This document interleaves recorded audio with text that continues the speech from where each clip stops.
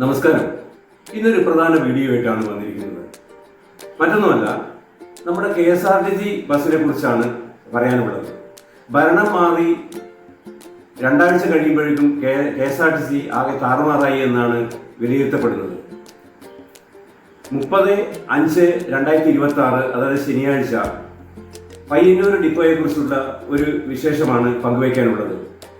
വൈകുന്നേരം 6:30 പുറപ്പെടേണ്ട പുത്തൂരമ്പലം ബസ്, വെള്ളൂർ വഴി കടന്നു പോകുന്ന പുത്തൂരമ്പലം ബസ്, അതേപോലെ ചെറുവത്തൂർ ബസ്, അങ്ങനെ 2-3 ബസ്സുകൾ ഇന്ന് തന്നെ നിർത്തലാക്കി എന്നുള്ളതാണ് മനസ്സിലാക്കാൻ കഴിയുന്നത്.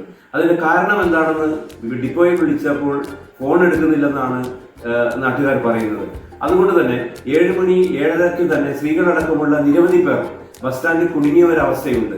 ഇതിന് KSRTC ഓപ്പറേഷൻ വിഭാഗം ഒരു മറുപടിയും നൽകുന്നില്ല എന്നുള്ളതാണ് നടക്കുന്നത്. ഇത് യൂണിയനുകൾ തമ്മിലുള്ള തമ്മലേടിയാണെന്നാണ് പൊതുജന സംസാരം. അതുകൊണ്ട് ഇത്തരത്തിലുള്ള യൂണിയനുകൾ തമ്മിലുള്ള തമ്മിലടി പൊതുജനങ്ങളെ വലച്ചുകൊണ്ടാകരുതെന്നാണ് പൊതുജനങ്ങൾക്ക് പറയാനുള്ളത്. ഇത്തരത്തിലുള്ള തമ്മിലടി കാരണം തെരുവിലാകുന്നത് സ്ത്രീകളടക്കമുള്ള നിരവധി യാത്രക്കാരാണ്.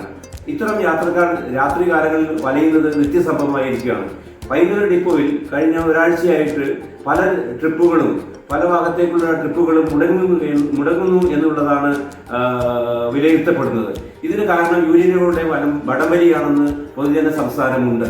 അതുകൊണ്ട് തന്നെ ഇത്തരത്തിലുള്ള ഷെഡ്യൂളുകൾ റദ്ദാക്കുന്നത് ഓപ്പറേഷൻ മാനേജർമാർ ശ്രദ്ധിക്കണമെന്നും ആണ് പൊതുജനങ്ങൾക്ക് പറയാനുള്ളത്. കൂടാതെ പയ്യന്നൂർ ഡിപ്പോയിലേക്ക് എപ്പോൾ ഫോൺ ചെയ്താലും അത് അറ്റൻഡ് ചെയ്യുന്നില്ലെന്ന ഒരു ആക്ഷേപവും നിലനിൽക്കുന്നുണ്ട്. അതുകൊണ്ട് തന്നെ ഗതാഗത മന്ത്രിയും MLAയും ഇടപെട്ട് അടിയന്തരമായി ഈ ഷെഡ്യൂളുകളുടെ കള്ളക്കളി വെളിച്ചത്ത് കൊണ്ടുവരണമെന്ന് ആണ് പറയാനുള്ളത്.